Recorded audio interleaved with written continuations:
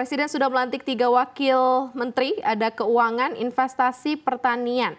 Seperti apa nih Kadin melihatnya nih di masa-masa akhir ya, di penghujung waktu akhir pemerintahan, apakah yang diperlukan sebenarnya untuk masa transisi ini supaya lebih smooth juga begitu ya, khususnya dengan keuangan, investasi dan juga pertanian gitu. Karena ada bisik-bisik katanya Pak Tom ini bakal digadang-gadang jadi calon Menq katanya. Seperti apa nih Pak Akbar? Maria, terima kasih. Yang pertama-tama atas nama Kadin, kami mengucapkan selamat ya dan welcome to the jungle kepada 3 wamen yang harusnya mempunyai figur dan leadership yang kuat ya, sehingga rasanya kita tidak perlu melihat apakah akan habis masa pemerintahan Pak Jokowi terus akan lanjut, tetapi bagaimana formasi daripada nomenklatur kementerian dan lembaga, menteri dan wamen ini lebih kepada pro sustainability dan juga pro growth atau pro pertumbuhan.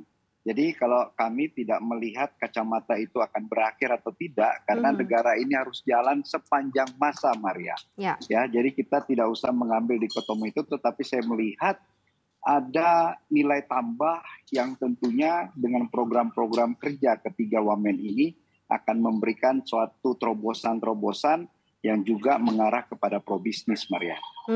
Ini apakah juga akan lebih mempercepat goals dari masing-masing kementerian, Pak Akbar, yang Anda lihat? Karena kan tadi Anda bilang ada added value, ada nilai tambah. Bentuknya apa sebenarnya kalau diharapkan dari sisi Kadin sendiri, nilai tambah yang seperti apa? Apa goals-goalsnya akan lebih cepat tercapai sebelum nanti masa Oktober atau seperti apa nih Pak Akbar? Iya, tadi sudah dibilang bahwa selain untuk menjamin transisi ini menjadi smooth, tentu juga perlu chemistry yang nyaman antara Menteri Keuangan dan seluruh wamennya.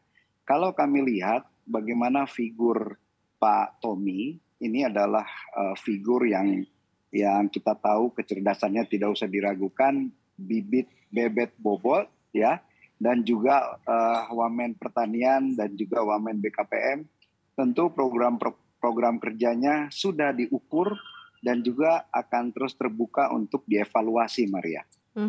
Baik, saya sekarang ke Pak Rizal. Pak Rizal, Anda melihat seperti apa sih Wakil Menteri Investasi yang baru ini untuk memperkuat investasi di Indonesia nih? Apalagi ini kan masa transisi pemerintahan ya, pemerintahan yang satu yang akan berakhir kemudian ke pemerintahan yang baru nih, Pak Rizal. Ya, pertama kita melihat bahwa ledak teori di pemerintahan Pak Jokowi ini rupanya tidak berlaku ya. Pemerintahan itu melemah ketika di ujung-ujung pemerintahannya. Kita melihat justru di era Pak Jokowi ini pemerintahannya di ujung-ujungnya itu mengalami penguatan. Saya kira ini bisa menjadi contoh ke depan bahwa pemerintahan itu tidak perlu melemah ketika di ujung-ujung pemerintahan, malah menguat. Nah itu sebabnya kalau kita melihat bahwa pelantikan kemarin itu mengindikasikan bahwa tugas-tugas yang diberikan oleh Pak Presiden kepada menteri-menterinya ini ternyata tidak berkurang. Nah, kami sendiri di Kementerian Investasi itu sangat merasakan bahwa di ujung-ujung pemerintahan ini kami diberi target yang luar biasa berat, yaitu tahun ini kami harus mencapai 1.600 lebih triliun untuk realisasi investasi. Ini tidak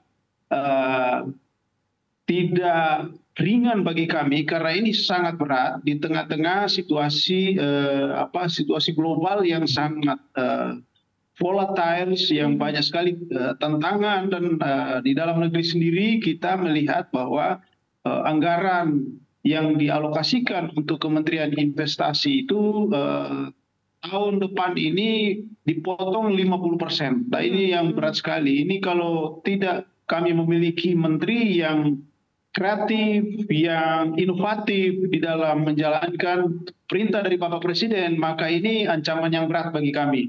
Tapi puji Tuhan, alhamdulillah kami dibantu sekarang oleh seorang wakil menteri yang sangat kami butuhkan. Nah, pertama kita harus melihat bahwa ladang pelayanan kami sebagai Kementerian Investasi ini sangat luas sekali, Mbak. Dari Sabang sampai Merauke, itu kadang menteri itu Sabtu sampai Minggu pun bekerja. Deputi-deputi tidak ada yang libur kadang pada akhir pekan. Mereka, waktu keluarga mereka habis untuk mereka kerja. Nah, dengan adanya wakil menteri ini tentu akan menambah lagi daya dorong dari Kementerian Investasi untuk bekerja di ujung dari pemerintahan ini. Dan ini juga menunjukkan bahwa keberlanjutan, kesinambungan antara kepemimpinan Bapak Presiden Jokowi dengan Presiden terpilih Prabowo Subianto itu ternyata semakin organik. Saya katakan organik ya, tidak hanya berkelanjutan tetapi organik antara keduanya. Oke, baik. Sinergi yang kemudian bisa meloloskan semua target-target yang diberikan oleh Kementerian BKPM ya.